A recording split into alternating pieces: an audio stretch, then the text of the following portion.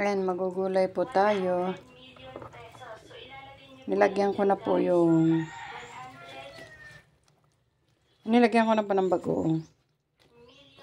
Ito.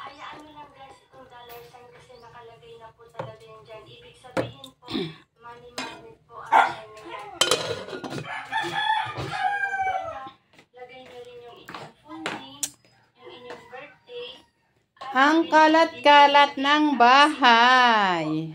So, napaka-easy po guys. Yung wini-wish niyo po, ilagay niyo rin po yan dito sa loob ng kahoy na ito. So, hindi ko po sasabihin kung anong klaseng kahoy ito. Basta ito po ay available lang po sa amin. Dito po kami sa harap ng bahay. Ayan. Makikita yung aking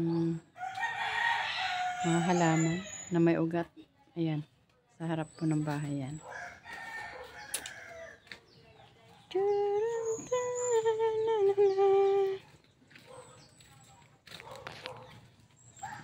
Ayan yung orchid. Pero wala pa siyang bulaklak. Ayan. Sa harap po ng bahay yan. Daming ugat. Ugat ng halaman po. Ayan mga guys. Pero mayroon din pa ako orchids dito.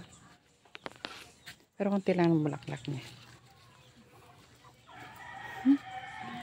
Ayan. May bulaklak na isa. Ito mahaba po yan. Oh. Ito yung ano. Yung may mga ugat. Ay, ay.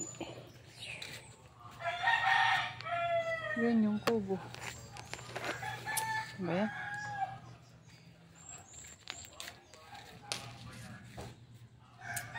Ayan mga guys. Bye.